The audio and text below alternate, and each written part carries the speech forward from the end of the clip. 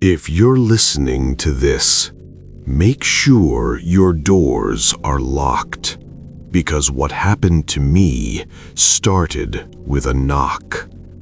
Every night at exactly 2:17 a.m. I moved into the apartment in late October. It was cheap, too cheap for the area. Downtown Chicago, 2-bedroom, hardwood floors, quiet building. The landlord told me the previous tenant left suddenly. I didn't ask questions. That was my first mistake. The first night was normal. The second night wasn't. At exactly 2:17 a.m., I woke up to a knock. 3 slow knocks.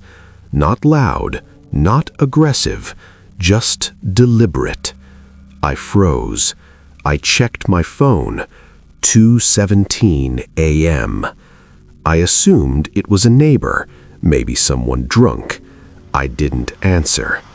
After a minute, it stopped. The third night, it happened again. 2:17 a.m. 3 knocks. This time, closer.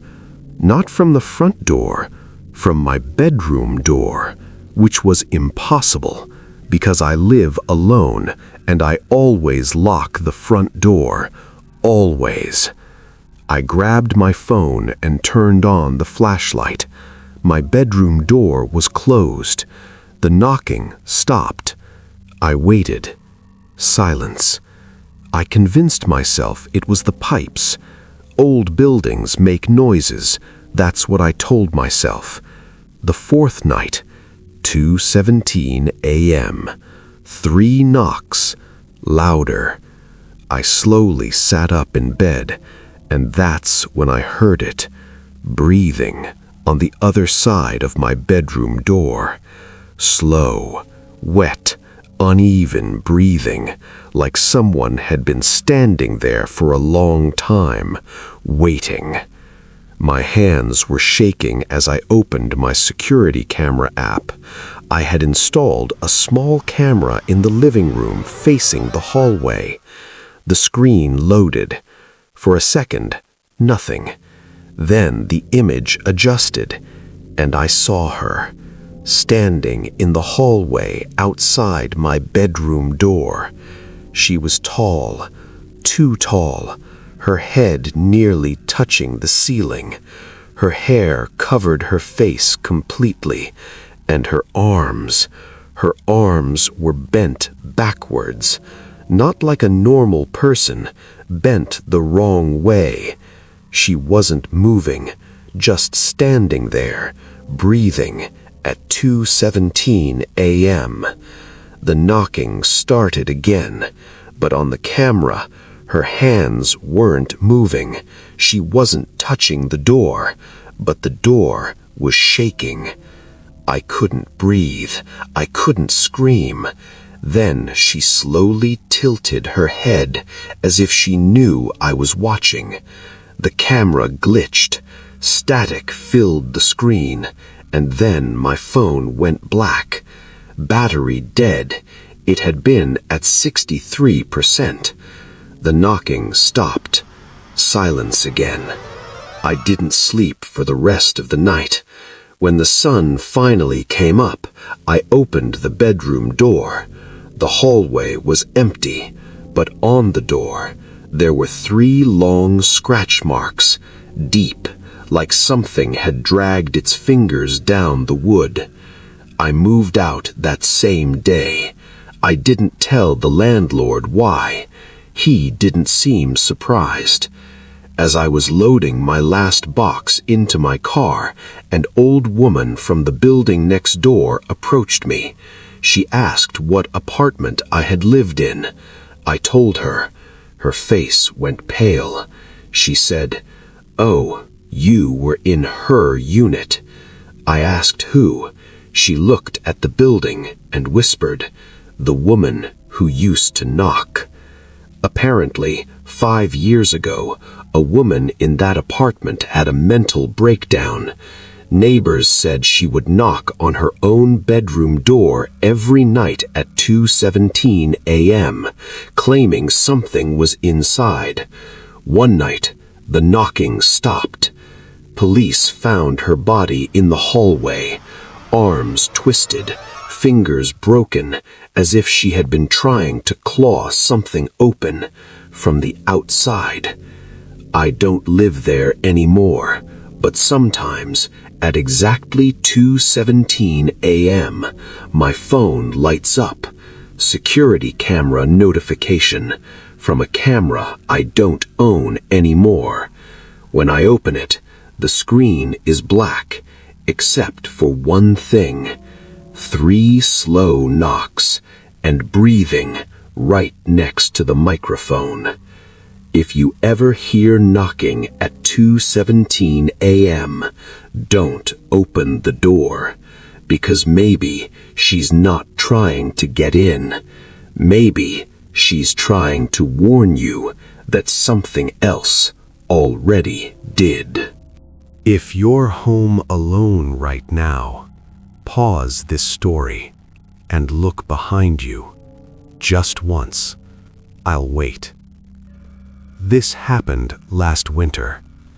My parents flew to Seattle for the weekend. My little sister was staying at a friend's house.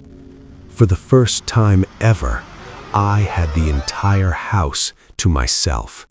It felt amazing, until it didn't. The first night was normal. I ordered pizza, watched a horror movie, fell asleep on the couch. Around 1:43 a.m., I woke up, not to a sound, but to the feeling that someone was watching me. You know that feeling when your brain wakes up before your body does. I was staring at the ceiling, too afraid to move. The TV was off, the house was dark, but I could hear something, a soft, shifting sound from upstairs. I sat up slowly. My parents' bedroom was upstairs, so was my sister's room and the attic. I checked my phone. No notifications, no alerts from the security system. Everything looked normal. That's what scared me. I told myself it was the heater. Old houses make noises. That's what I kept repeating in my head as I walked toward the staircase. Each step creaked under my weight.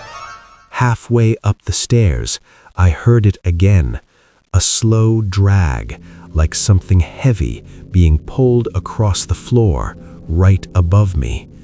I stopped breathing. The sound stopped too. Silence, complete silence. Then, one soft thud from my sister's room. I didn't want to check. Every instinct told me to go back downstairs, lock myself in the bathroom, and call the police, but I didn't. Instead, I did something stupid. I called out, "Hello?" My voice echoed through the hallway. No response. But a second later, her bedroom door creaked open by itself. I swear to you, I saw it move, slowly, just a few inches, like someone inside had pulled it open carefully. I stood there frozen. My heart was pounding so hard I could hear it in my ears. "Dad?" I tried.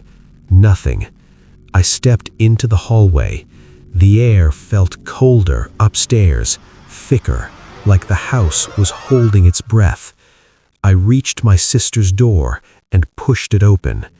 The room was empty, her bed untouched, closet closed, window locked, but the carpet had a long indentation across it, like something heavy had been dragged from the closet to the middle of the room. That's when I heard it, behind me, from my parents' bedroom, a whisper, soft, barely there, but clear enough. "Stay." I turned slowly. The hallway was empty, but their bedroom door was open now. I knew I had closed it earlier. I remember closing it because I hate looking into dark rooms, especially when I'm alone. I didn't go inside. I couldn't. Instead, I stepped backward, and that's when I felt it. A sudden pressure on my shoulder, like fingers, cold fingers, pressing down gently. I spun around. Nothing. The hallway was empty, but the attic hatch above me was open. It had been closed all day. I would have noticed. A small wooden ladder slowly unfolded downward, one step at a time, without a sound. I stared at it, waiting, praying something wouldn't crawl down. Instead, I heard movement above, crawling, slow, deliberate, circling, like whatever was up there was deciding. My phone buzzed in my hand. I almost screamed. It was a notification from our indoor camera, motion detected, living room. But I was upstairs and no one else was home. My hands were shaking as I opened the app. The camera feed loaded, and there I was, standing in the upstairs hallway, frozen, looking at the attic, filmed from behind. Someone or something was in the living room, holding my phone's camera view, watching me. I dropped my phone. The attic crawling stopped. The house went silent again. Too silent. Then, from directly above me, a loud bang, like something had jumped hard right over my head. The ceiling cracked slightly. Dust fell into my hair, and something whispered again, closer this time, right above the attic opening. "You shouldn't have looked." I ran. I don't remember how I got downstairs. I grabbed my keys and bolted out the front door barefoot. I didn't stop running until I reached my neighbor's house. We called the police. They searched everything, the attic, the closets, the entire house. Nothing. No footprints, no signs of entry. No one. But when my parents came home the next day, my dad noticed something. The attic insulation had been disturbed in a circle, like something had been sitting there, watching through the thin wood right above the hallway where I had been standing. We moved out 2 months later. I never told my parents about the camera feed because when I checked it the next day, the footage was gone, corrupted, deleted, except for one frame, a blurry image of a dark shape, half inside the attic, half hanging down, looking directly at me. If you're home alone tonight and you hear something upstairs, don't call out, don't check, and whatever you do, don't look at the attic, because sometimes the scariest thing in the house isn't trying to get in, it's already inside.